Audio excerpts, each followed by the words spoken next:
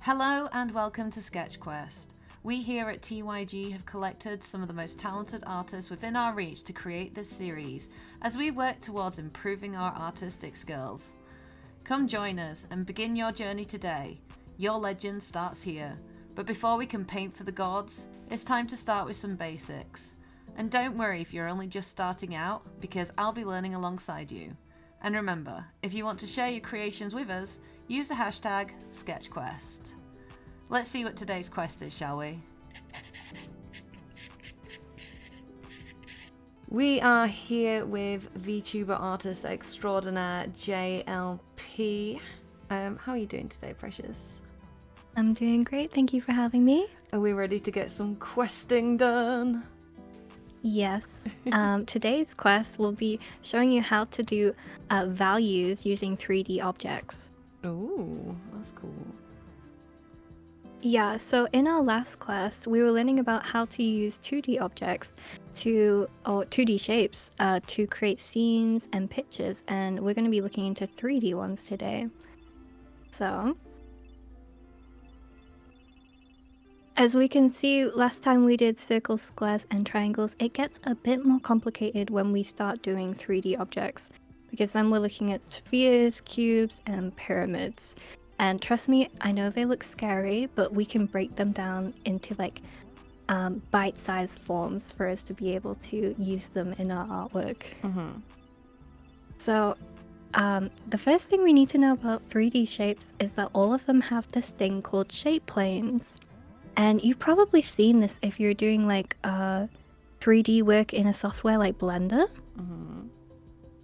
So a shape plane will look something like this, where the object is split into like almost like squares, like planes of the shape. And this is to simplify shapes. In Blender, this is used, or in 3D softwares, to basically create the shape more easily instead of using too many polygons, because all shapes are formed from polygons in 3D softwares. Yep. But it's really important to know about these shape planes while we are doing just our illustration artwork as well, because the more planes a shape has, the more like ways of lighting we need to consider. Mm-hmm. So we can see here with the square, it's only really got 3 colors or 3 shades to it, depending on where the lighting is, whereas when we increase the shape planes, you can see there's a lot more added and it becomes a lot more complex. Mm-hmm. But this will really help when we are learning about values. So values just mean the kind of contrast between the light and the dark in our shading. So it doesn't involve color, it just includes the actual like shading itself. So we can see here the value is really dark, and this one, the value is really bright. So you can go between values when shading. The reason why it's really important to know values before we continue into actual colors is because all colors kind of go into some kind of value.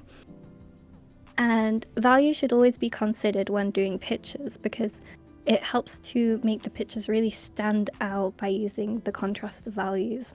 So in this lesson, I'm going to be teaching you that there are 2 types of shadows. The first type we won't be using much, but it's important to know, and it is called a cast shadow. And this is when an object forms a cast shadow from where light is blocked. So as we can see in our demonstration here, the light is hitting the ball, and the ball is forming a cast shadow on the floor here. So this would be a perfect example of what a cast shadow is. We can sometimes see cast shadows in faces, like when the light hits our nose sometimes has a little cast shadow on it. So the next type of shadow is the form shadow, and this is where the light doesn't hit the shape planes that we were showing previously. So we can see on the sphere here that the shadow is underneath where the light is not hitting the planes. It's the If dark that kind side of of the makes sense. moon. Yeah.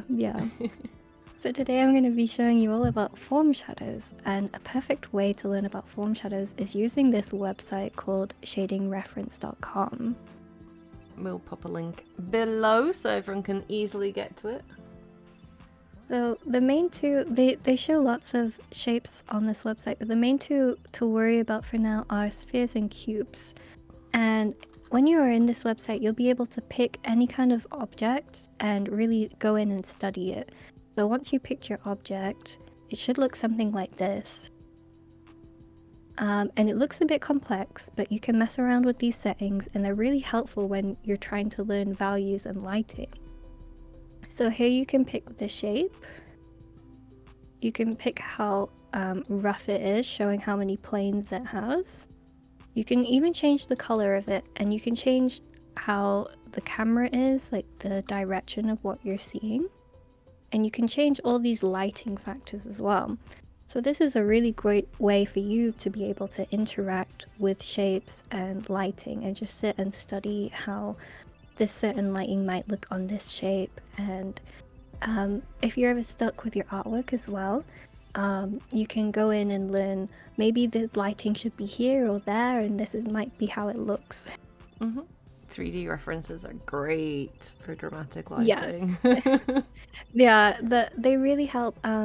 I feel like a lot of my pieces have always lacked some of like the values, so learning values can really help to improve like contrast in your work and show like where the light and dark should be, and it makes your work really stand out from like a distance as well.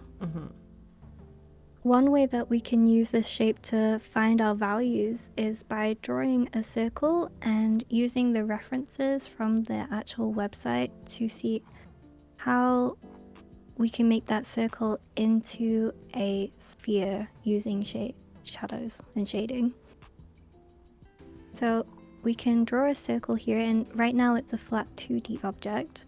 However, we can make it into a 3D object using values. So an easy way to keep the shape of the circle is by using a clipping mask. See, without the clipping mask, the color will go over the shape like this, and we're going to lose the shape of the circle.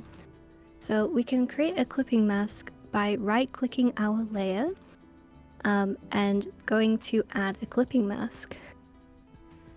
In Clip Studio, it is under layer settings. And then it keeps the actual shape of the circle so that we're able to add values on top of it.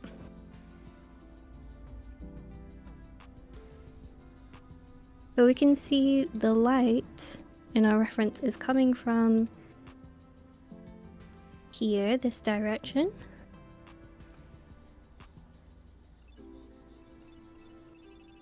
So using about 3 colors, a mid-tone, a dark tone, and a light tone, we can make our circle into a sphere.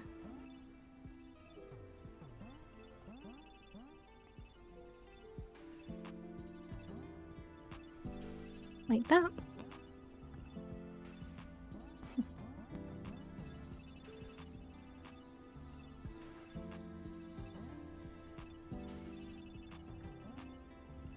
Ta-da!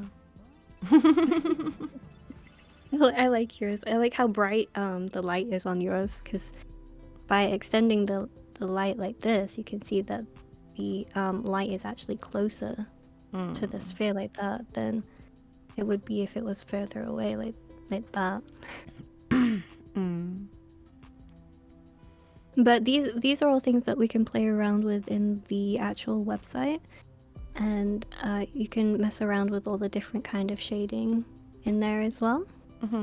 Eventually, what we'll be learning next week is the different planes of the face, and you'll be able to, from this exercise, work out that there's different shapes within faces. Like here is a circle, and we can use them to be able to create values within faces. So it's quite important to learn this exercise because it'll help us in our next lessons next week. Amazing. If you want any more information on this, I'd recommend checking out these 2 videos by Marco Bucci on YouTube. He does a series called 10 Minutes to Better Painting, and they explain this concept in a lot more detail. We will put the links below so that if anyone wants to go through, they can go see them themselves. So the quest for today is to study from the website, which we will link. You can study the spheres and cubes, and feel free to share them with us. Remember to use the hashtag SketchQuest. And happy adventuring, everybody. We shall be back with another adventure and another quest next time, but until then, stay safe. Later, taters. Bye. Bye.